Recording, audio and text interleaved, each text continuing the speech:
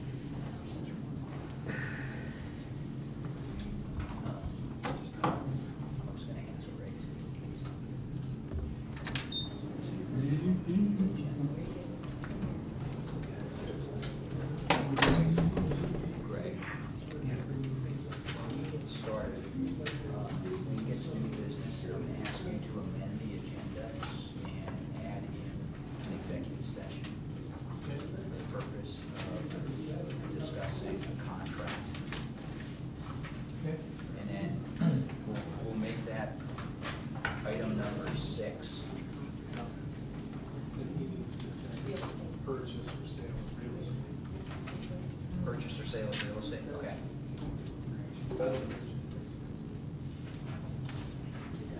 That's not, So when we do the executive session? Busy.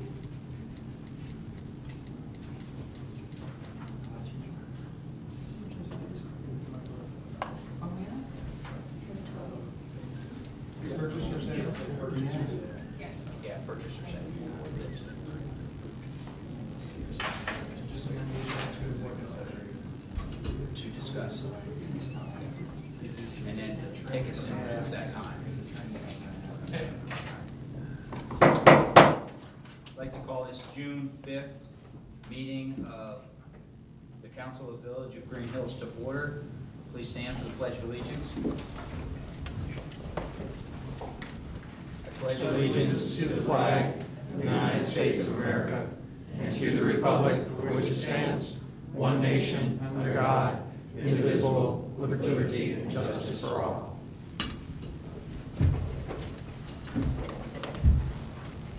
Will the clerk please call the roll? Adams. Here.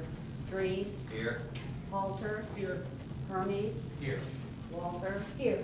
Wolterman. Here. Merle. The mayor is absent this evening. This is an excused absence. He has another commitment for this evening, and I will be taking his place. Can I have a motion to accept the minutes of the May 1st, 2012 regular council meeting and the May 15th, 2012 work session? So moved. Second? Second. It's moved and seconded to accept the minutes of the May 1st, 2012 regular council meeting and the May 15th, 2012 work session. All in favor, please signify by saying aye. Aye. Opposed? Motion passes. Now we have an opportunity for residents to comment on matters before council or to ask questions of concern. When recognized, please come forward to the lectern, give your name and address, and then state your comments or questions. Also, there's a page up there. If you'd sign in, please, we'd appreciate it. Council meetings are taped for ease of transcription. Comments are limited to 2 minutes. Thank you. I didn't tell you when I want to speak. You may. Betty Baker, 34 Beckford Drive. This is sort of a post to when I was here on May 16th to attend the meeting about the zoning. And I had not a prepared statement and I hadn't expected to speak, but as I listened, I thought I should. So let me state that I am neither for or against. I'm rather neutral on the RVs and the agricultural animals. On the other hand, I emphasize the parking issue and the fact that it should be enforced, whatever it is, consistently, and none of that winking, and if anybody doesn't notice, it's okay. So I said I was for equal, I believe, enforcement or whatever of those that is passed. Now, while I was speaking, somehow I got to the white community building. And I mentioned the community building, and as I was speaking, someone from the front said that, this is what I heard, that's not ours. It belongs to the school system. Well, at the time, I really wanted to come back with some refrain of my own, but that wasn't the issue before the group. So I'm coming now to tell you that in my mind, that building and the school system is ours. I've been paying school taxes now since 1960. Got my numbers, 89, I believe. No, 69. That be right? I don't know. I've been here a long time. Well, anyway. And it was said that is a high school. True, it is a high school. An alternative high school. But it's more than a high school. There are younger people there going to school. Those are called Project Success maybe. Project Success Plus. And then there are special services administered there, headquarters for student special services. There is the use of the library, the old library, for the Historical Society, and that is wonderful. That building is Greenhills, in my mind. And one of the things on this business back here says something that says Greenhills. That white building says Greenhills. It's a landmark. People give direction. And it does say community building. So, I want council to know that I consider that ours. And for a number of years, every time I've had the opportunity from the council, Greenhills, to give input on a little form or what I think council should do or whatever, historically I have said Greenhills Council needs to be more involved with the Wittenwood school system and needs to be more interested. That is our school system. We built that. And I think we forget that. And the white building to me is Greenhills. Whether you call it a high school, you call it a community building, it is a landmark for us. It's historic in more ways than one. And I call it a treasure. And having attended many of the meetings the superintendent has for community members, I want to commend Jeff and Maria for attending the meetings and showing an interest in the school system. And that's pretty late. Thank you, Betty. Thanks, Betty. Could I mention something? Betty, I want to thank you because I think you brought that to my attention early on. And I know that, that we do have a heart for the students and for the faculty and the challenges they face. We know that they're just as much a part of this community. But you were key, and I told that to Dr. Weirs just the other day because I had a meeting with him. You're key to my involvement, so thank you for doing that. Well, thank you for doing your part. But so anytime there's anything to do with that white building, you'll probably hear from me. Thank you. Thanks, Betty. Okay. Would anyone else like to speak?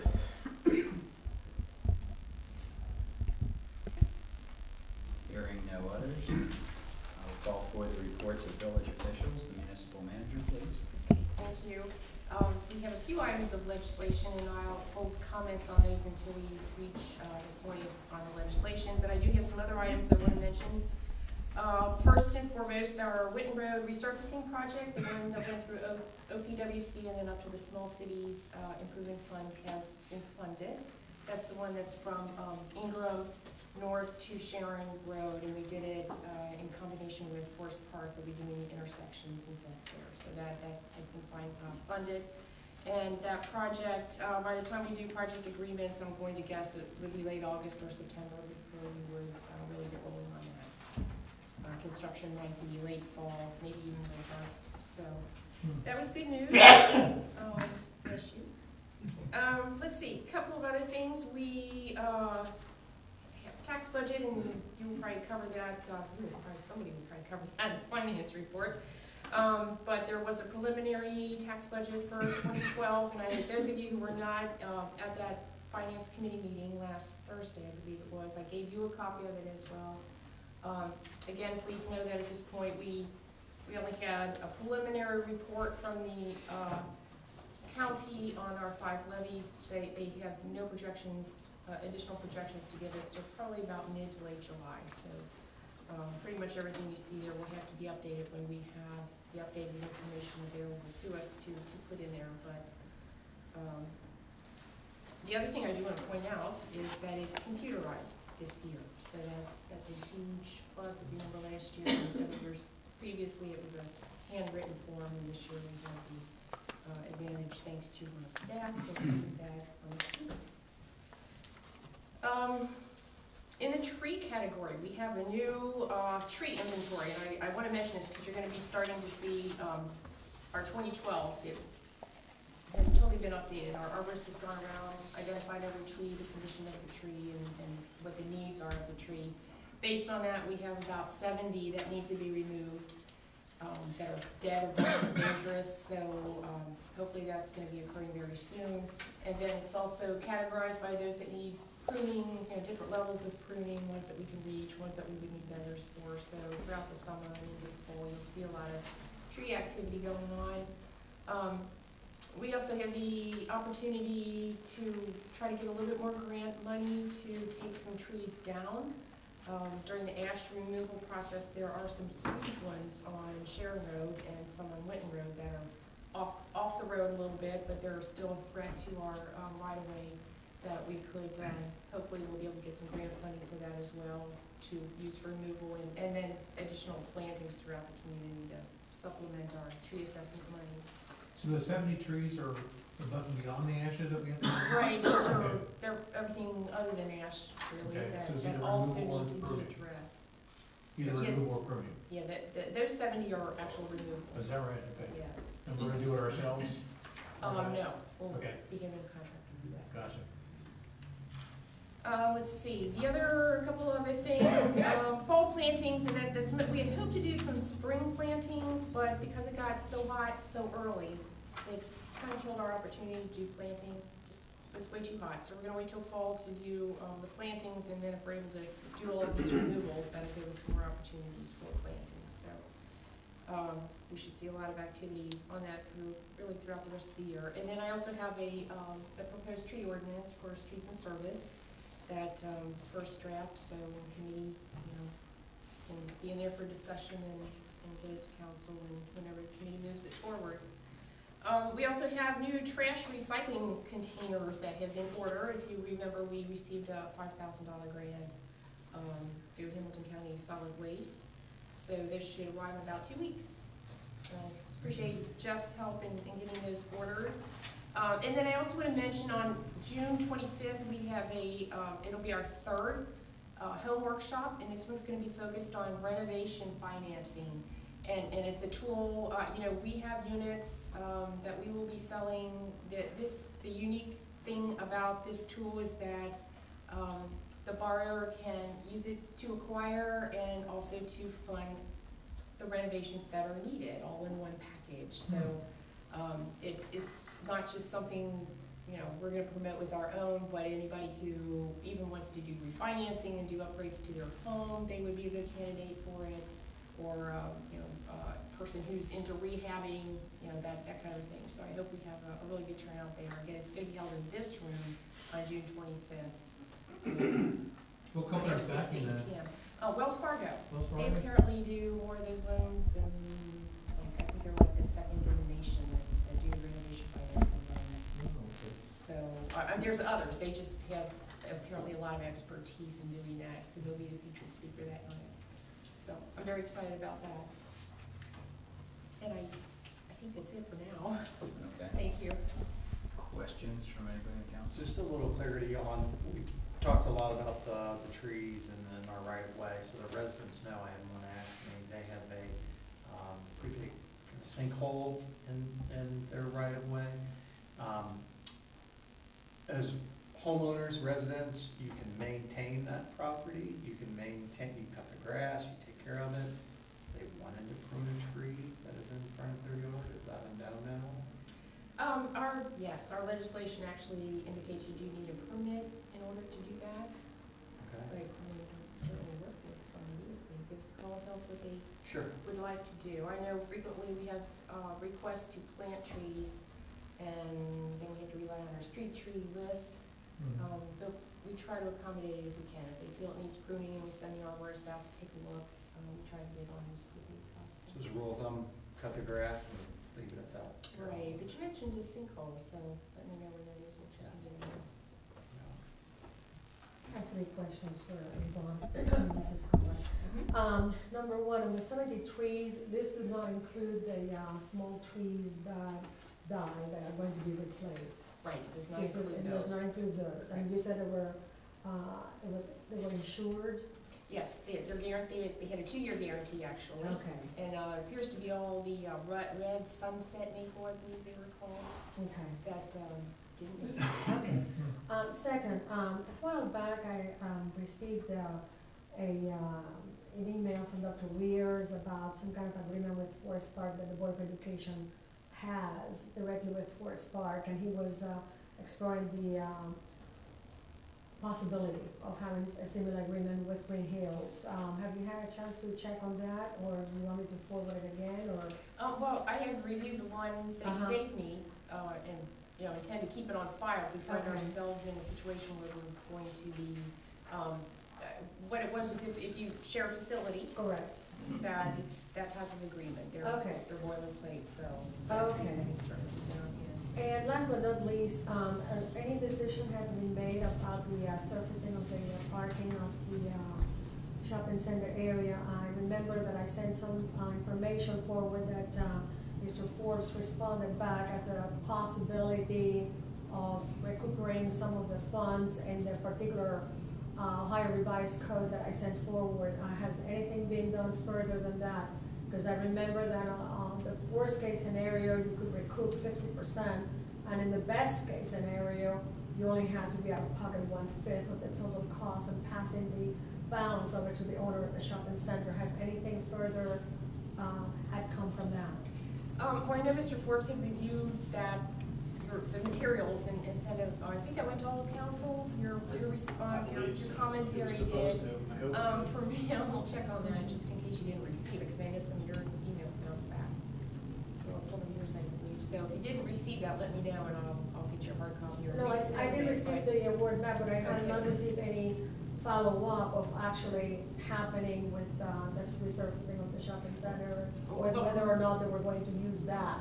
Okay, As well, and that's, we should probably have a discussion on that, perhaps in a committee if we're going to. At this point, we don't have the final cost, because when we decided to do it, we've done some very, very basic specs, and it's close to going out to bid, Okay. under 2 different scenarios. One a little bit more, if we get a good rate, we'll go with the bigger project, if we don't get a good rate, we'll go with the smaller project.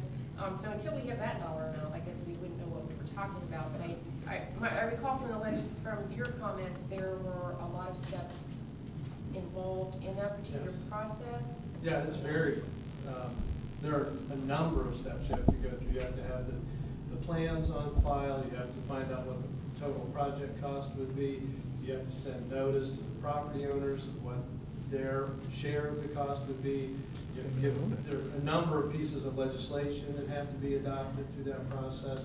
Then the property owners that are going to be assessed have the right to challenge that. You may have to establish an equalization board.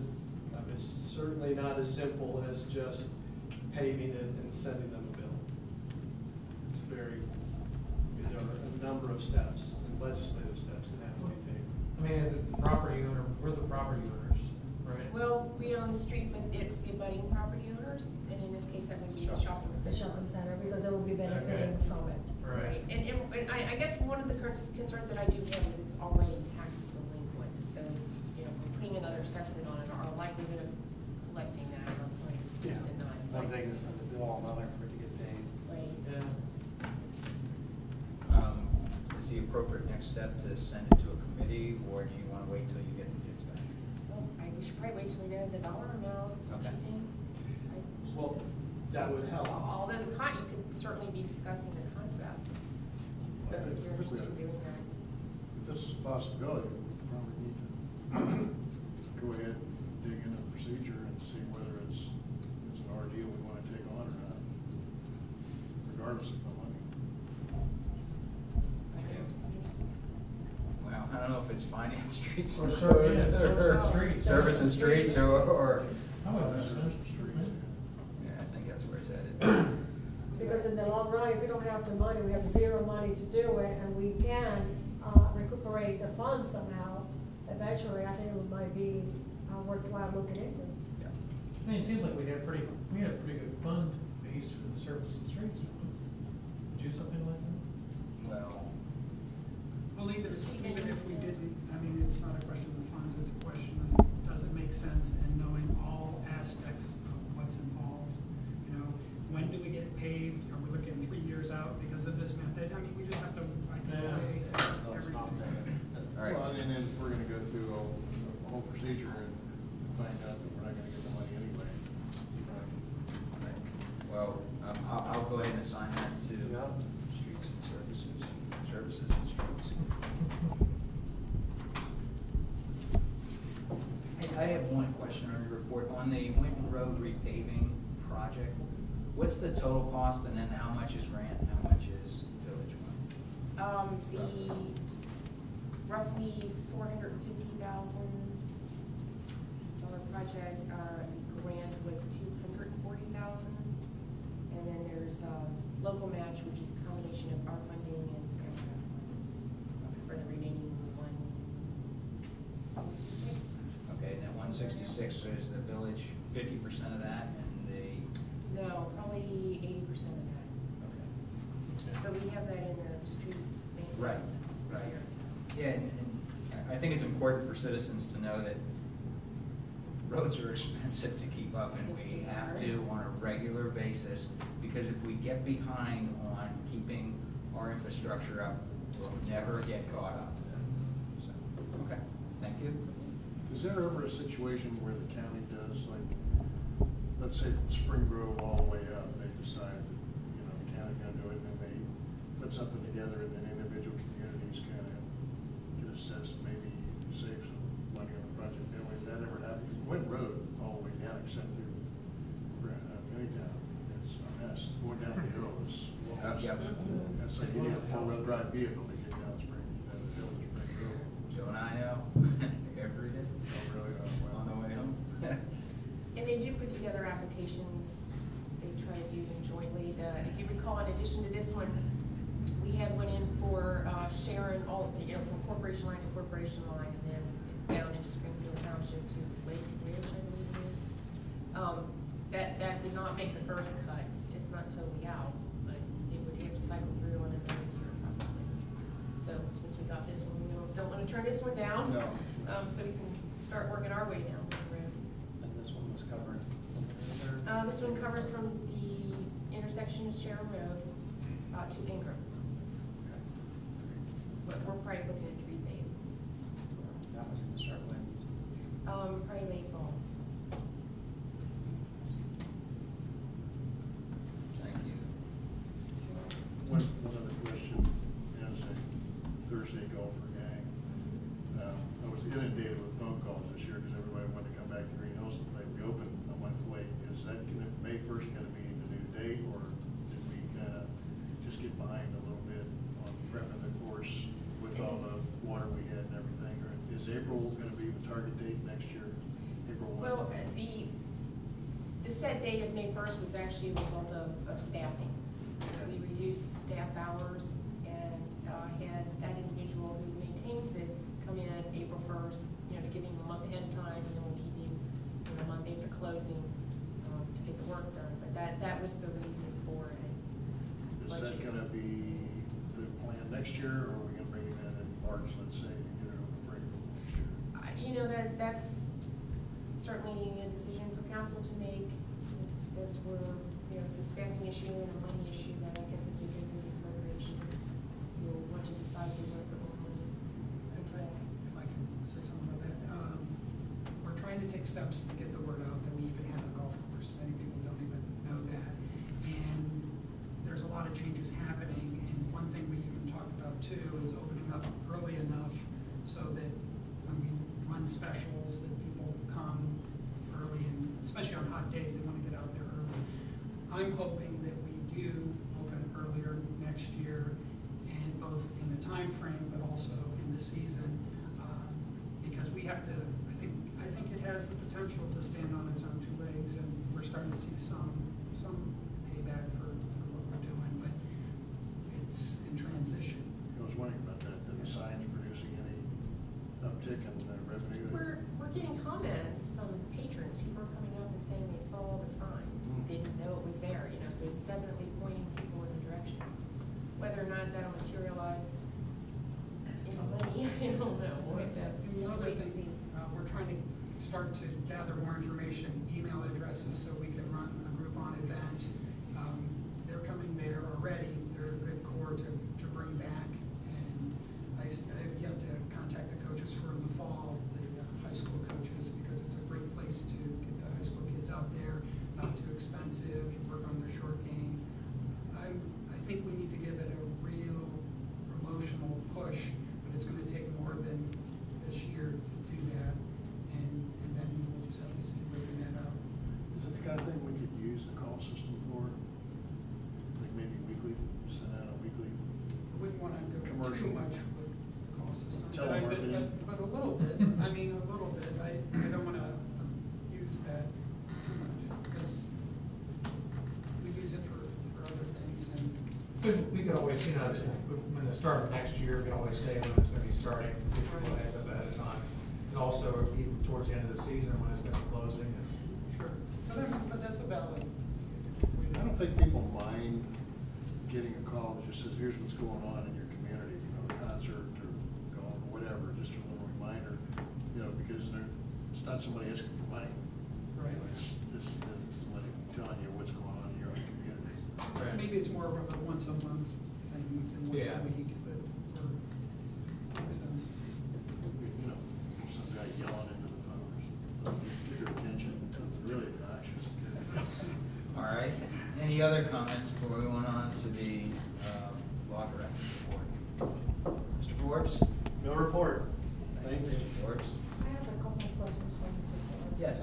if I may. Mr. Forrest, a point of order. Am I allowed to introduce a motion if I'm going to argue against it? Or somebody else has to introduce it? That's a Okay. parliamentary question. I Okay. defer to you. But what I'm hearing is a shaking of no.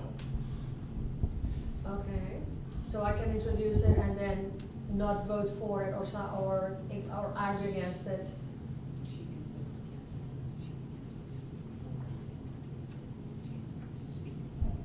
You should just say that loud enough to hear. If you introduce a motion, you must speak for it. However, you can vote against it after debate has taken place. And if I want to speak against it, then somebody else needs to introduce it then? Exactly, yes. Okay, all right. And a second question, for the planning commission document, once that it comes to the council for us to vote, supposing that it comes on an emergency basis, that will not allow us to have a referendum on the matter, correct? It won't be on an emergency. It will not be basis. okay. No. All right, You're talking about the zoning? yes. No, you won't do that. It will not be on an It will not emergency be as basis. an emergency. That's all.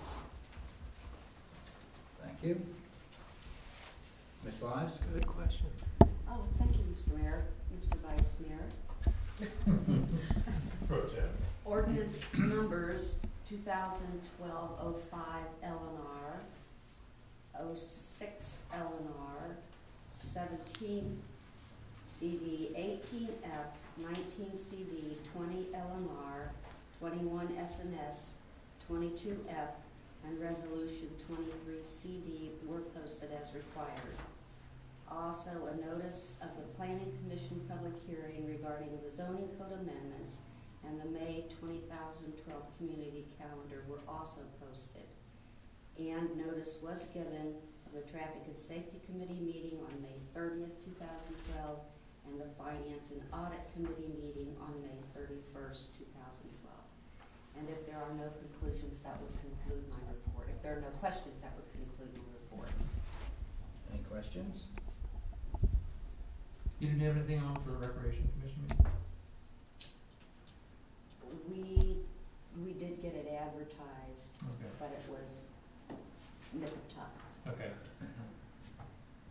Thank you. Chief Doyle. Thank you, Mr. Trees. An update on the installation of the automatic license plate reader system. Hamilton County has, and the City of Cincinnati began installing new computers in all the police cars in Hamilton County. And once they started doing that, some sort of a glitch occurred in the software for the automatic license plate readers countywide. So that has kind of slowed down the installation of these automatic license plate readers. And so we are still waiting for them to get them installed.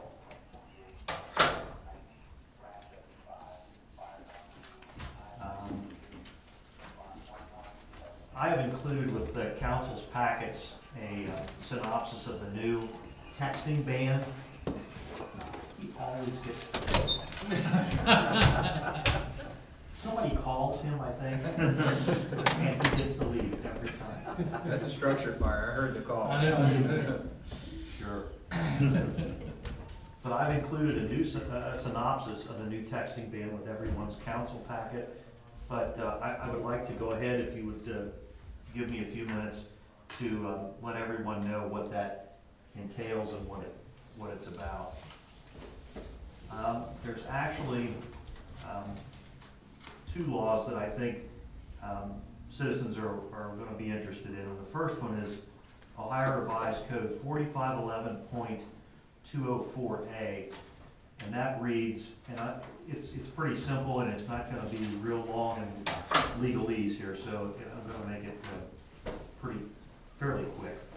No person shall drive a motor vehicle, trackless trolley, or streetcar on any street, highway, or property open to the public for vehicular traffic while using a handheld electronic wireless communication device to write, send, or read a text-based communication.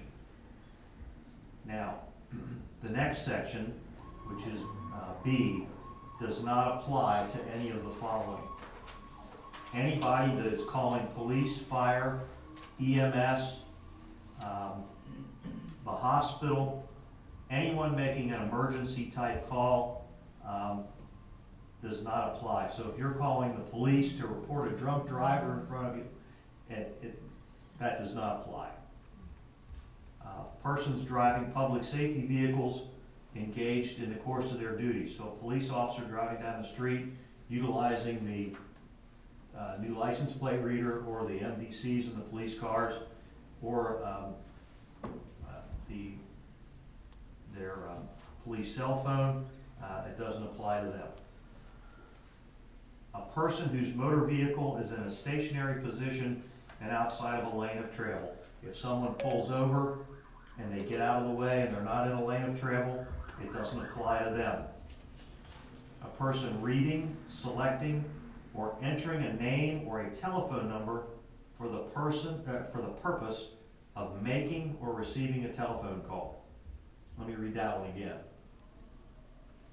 A person reading, selecting, or entering a name or telephone number for the purpose of making or receiving a telephone call. Number 5 is utilizing the wireless device as a navigational aid, receiving safety-related information, or weather alerts. And number 6 is a person receiving wireless messages via radio waves.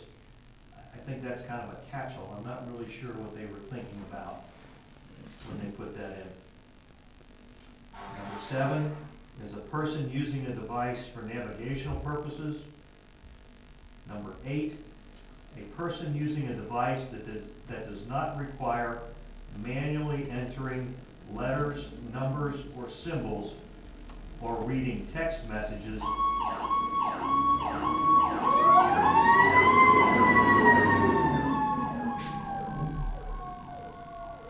start that one over again.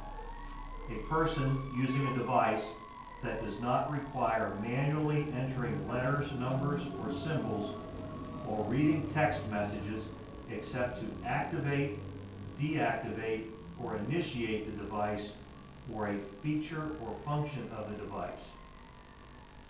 A person operating a commercial truck while using a mobile data terminal that transmits and receives data. And the last one is a person using a handheld wireless device in conjunction with a voice-activated or hands-free device feature or function of the vehicle. So if your car, it's a Ford, it has that sync feature and you can make a phone call, and it doesn't apply to you at that point. And here's the part I think that most people will probably be interested in. A police officer cannot stop you for the sole purpose of determining whether a violation of Division A of this section has been or is being committed for the sole purpose of issuing a citation for that offense, and no law enforcement officer shall view the interior or visually inspect any automobile being operated on any street or highway for the sole purpose of determining whether a violation of that nature has been or is being committed. So if I see you driving down the street and you're texting on your phone, I can't stop you. But if you're driving down the street and you just went by me at 50 miles an hour and I see you and you're texting, I can stop you for speed, and then I can also write you a ticket for the texting violation. So this is what is called a secondary offense. It's just like a seatbelt. We can't stop you for a seatbelt ticket. If I see that you don't have a seatbelt on, there's nothing I can do about it. But if you're involved in an accident, or if I come up to the car and I've seen you go by and you were speeding or doing something else that would cause me to stop you, and I see that you're not wearing a seatbelt, then you can get a ticket for the original offense and for the seatbelt violation. And this falls into that same category. Now, what I just read to you, well, let's look at the penalty. The penalty for that, it's a minor misdemeanor with a maximum fine of $150. Now, what I just read to you is, we'll call it for an adult. There is a special section for juveniles, and that's the next section I'll read. And it's much shorter than what I just read. That's Ohio Revised Code, section 4511.205, and subsection A reads, no holder of a temporary instruction permit who has not attained the age of 18 years and no holder of a probationary driver's license shall drive a motor vehicle on any street, highway, or property used by the public for purpose of vehicular travel or parking while using, in any manner, an electronic wireless communication device.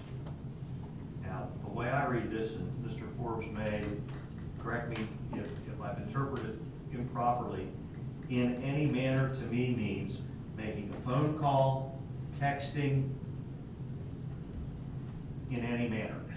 And I see he is shaking. I would agree with that. And he is shaking his head yes. So if you're making a phone call, which is dialing the phone, or texting a message, you are in violation of this section of law.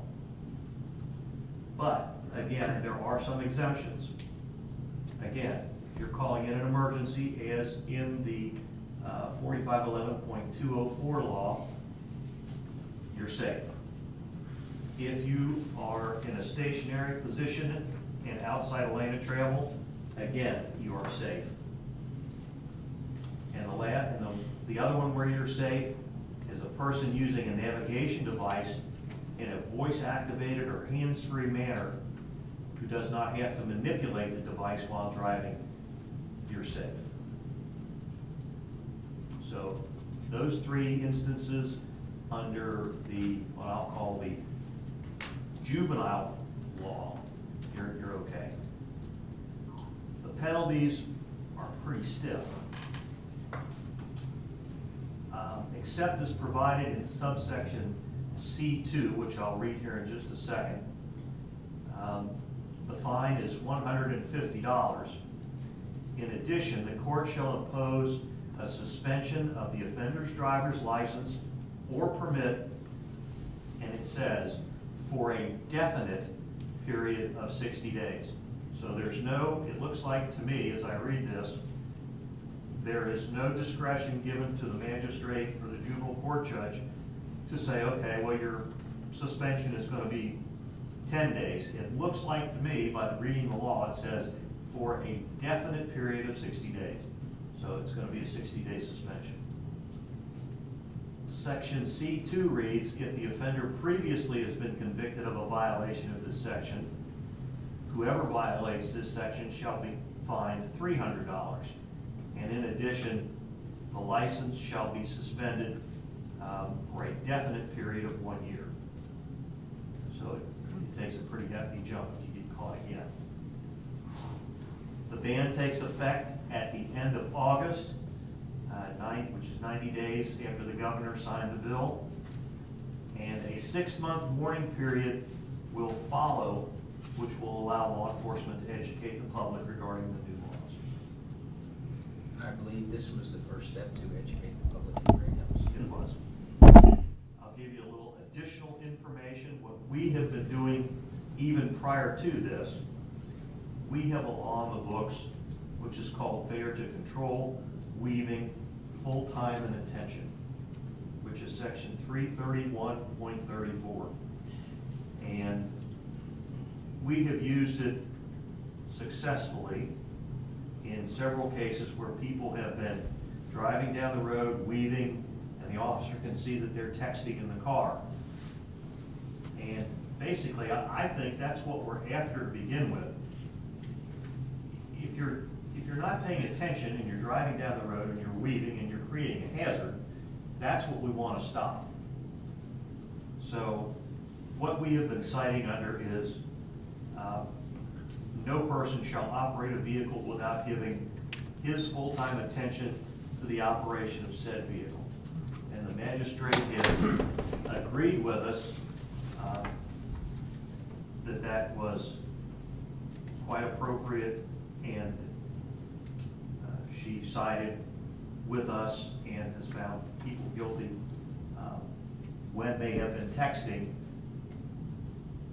We didn't care what they were doing. They could have been changing a radio station, they could have been eating a sandwich, they could have been, disciplining their children, whatever the case may be. We've been citing under that and not having to worry about what they were doing. But now we've got another tool with these two new laws, which will be going into effect shortly. Thanks, Chief, for that very thorough explanation. I had asked the Chief if he would give an explanation. I saw the new law signed by the governor, and sadly, in Coleraine Township, they were short one kid at graduation because of texting. And it's not just kids. Obviously, the penalties are much stiffer for 16 and 17-year-old drivers, but it's for all of us. And there is not one meeting that I need to get to or anybody else needs to get to where they need to be texting and driving at the same time. driving's a full-time deal, it takes our full attention, and I'm glad that it's passed, and I hope that we don't have to enforce it, but if there are violations, I hope that we rigorously enforce it, so. I had one question about that, if I could, real quick, and I know you went pretty thoroughly through it. Is it only visual identification? I thought if there was an accident or something, they have a way of checking to see if texting was involved. We do, but then that involves a search warrant. Okay.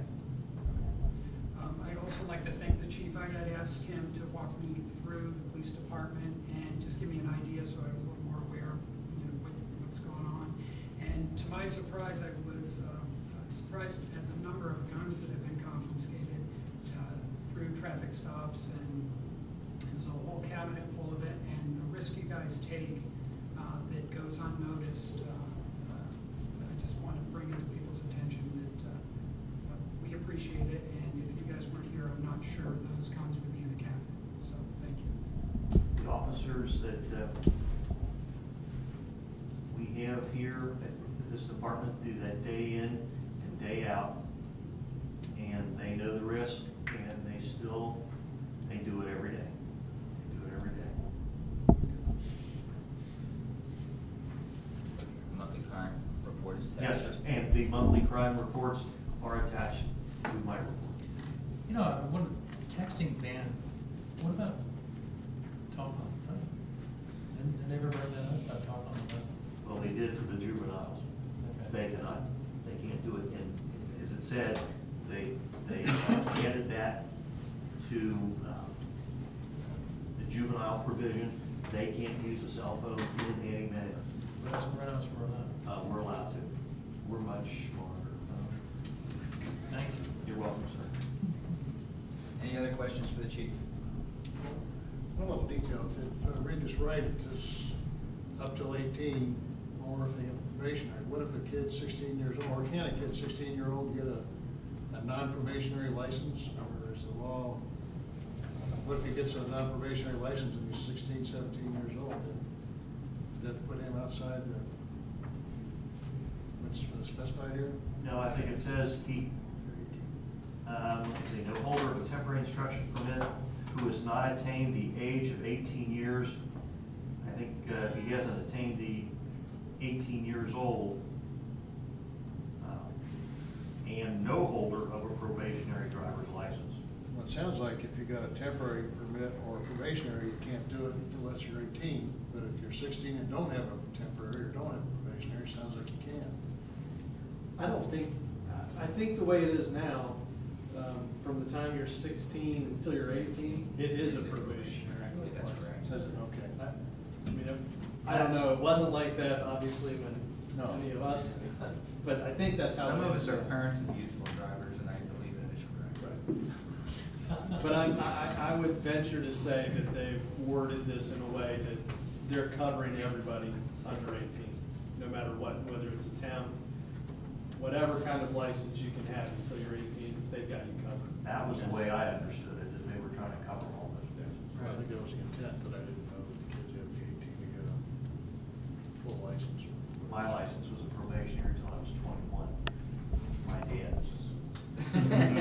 Car keys in one hand and my license in the other. I like your dad, chief. Yeah. You must have been a bad boy. All right, any other questions for the chief? Hearing none, Chief Spade.